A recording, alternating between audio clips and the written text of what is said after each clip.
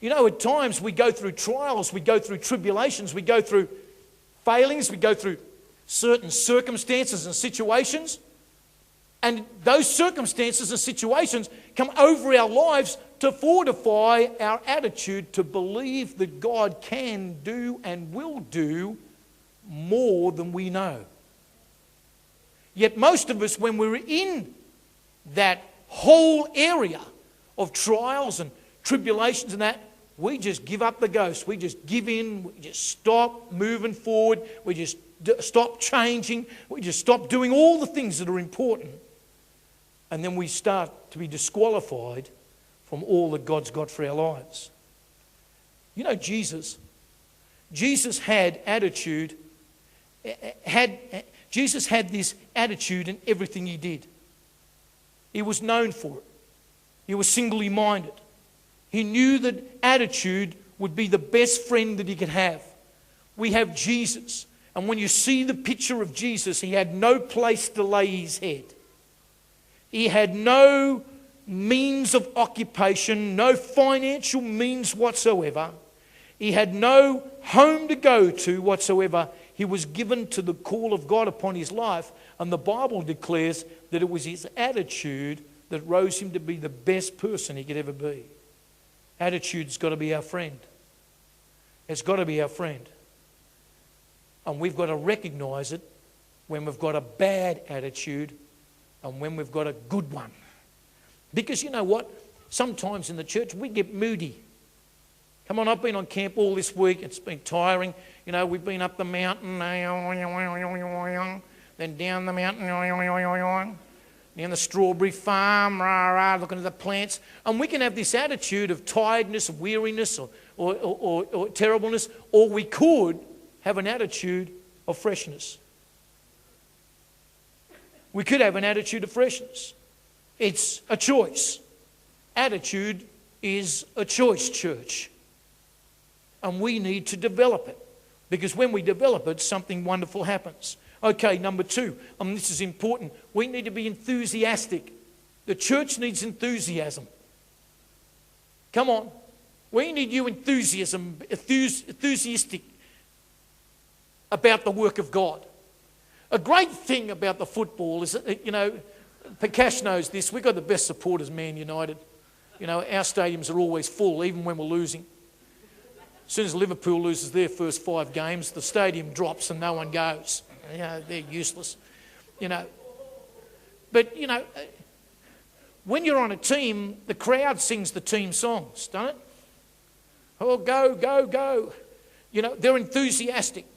You know, they pay the membership fee at the start of the year, something like about pounds, English pounds, which would be so much ringgit you wouldn't be able to go anyway, but you'd have to be a lawyer or a millionaire.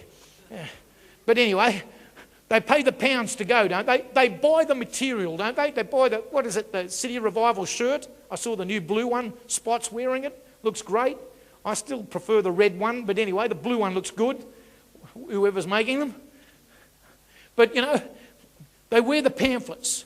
And they sing the team song with enthusiasm because they believe it. But they're a team. And they're a church together. They're enthusiastic about working together to fulfill the goal. What's the goal of the Manchester United Football Club? To win Europe, to win the Premier League, to win the EPL, but to win the Cup Winners' Cup or whatever it is. Yeah, to win the lot. You don't start out the season, do you? Come on, you don't start out the season. Well, maybe we won't win nothing. That's poor Everton. You know, poor other sides like West Bromwich Albion or something like that. You know, they ain't got no hope. You know, but they start the season out with some hope. Maybe we might win a couple of games. But as soon as they come up against Manchester United, they get belted by 6 goals, and it's all over for them, and they're gone. They lose their attitude, don't they? See, I tell you, when we're enthusiastic, when we're excited, when we have enthusiasm, we have motivation, church. We have motivation. It's zeal. It's zeal. And Jesus said, this zeal for my house has consumed me. It's eaten me up. Everything that I want to do for the kingdom, I'm just involved with. I don't care about money no longer. I don't care about where I live. I don't care about a wife. I do care about my wife. I don't care about this. I don't care about the rest of it, because guess what? God's incredible. We're enthusiastic about the kingdom. Because my disposition is I'm passionate, I'm a lunatic, and my wife says you need to settle down and make sure that you encompass me in this whole thing. Yes, love. Don't go out there and make sure you recognise your wife's garments in the morning. When you're focused on the church, when you're focused on ministering to the people, recognise what your wife looks like. I tell you do, you can have a great marriage. It's Jim's key to a great marriage. Is that good? Get a hold of that one. Okay, enthusiasm, zeal, fresh, staying fresh. You know, a loss of zeal will make you dull. Dull. Not dull, dull. Okay, a loss of zeal, a loss of enthusiasm makes you dull. Makes you boring.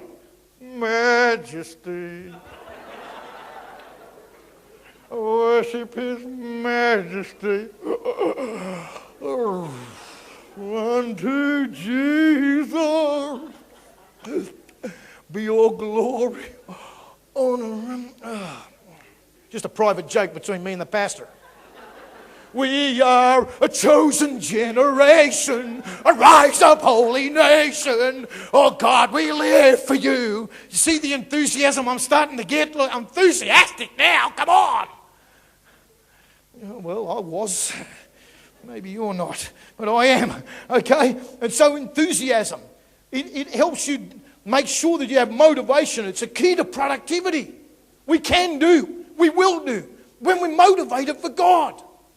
When you get up tomorrow morning and you're going out to your workplace, why don't you do a novel concept before you go to work tomorrow? Just do something real novel, something that you've never done before, something that's just absolutely transforming and changing. Why don't you stop before you go out your door with your coffee and say, Jesus, do something extraordinary in my day today. Well, that's dangerous. I know that. But if you did that, just took 4 minutes, 5 minutes, while the kettle's boiling or something, just say a prayer. Help me with my work friends today. Help me to change something. That enthusiasm starts to rise in you. When you go into your workplace, they start asking questions. You are an ambassador, a minister of God. For I bear witness that they have a zeal for God, but not according to knowledge. I bear witness of it. That's what Paul said to the Roman church. I bear witness that the church is zealous. It's alive. It's on fire for God. It's a place of revival. I bear it. I can see it in their eyes. I know it's upon them. I can see it in their worship. I'm seeing the pastor dancing up and down here like, like this. Falling to his knees and praying. You know, in the prayer meeting this morning, could honestly, when you come to pre-prayer meetings before your church, we have them in our church, and they're not something that prayer meeting again before the church. Oh, help, rah rah. The prayer meetings before church at our church, the whole church is coming to at the moment. They're all coming, and we don't really announce it. We don't tell anyone. We just do it. We just do it, and the activity of passion, zeal in the place is just so contagious, so drawing. The people are starting to come. And it's like a time of revival before our church service. And I tell you, there ain't just the pastor screaming out the top of his voice. Could someone else please speak in tongues? Everyone there is it's just a roar. It's just people just in there crying out to God, shouting out to Jesus, praying in tongues. See, you've got to come and you've got to participate. You've got to get involved. Don't just stand there. The prune ministry. Sister Wendy got fired up this morning. She was jumping and dancing. The skirt was going up and down. And, she was on fire for God. And I said, man alive, that's contagious. Oh, I love that. Come on. Sister Shantini got the microphone. Since she did, you could see the brow of her head. started to get real intense. I said, oh, Jesus, give us Malaysia. I said, man, why? Yeah, I'm in Malaysia. Oh, yeah, give us Malaysia. Yeah, I'm into it.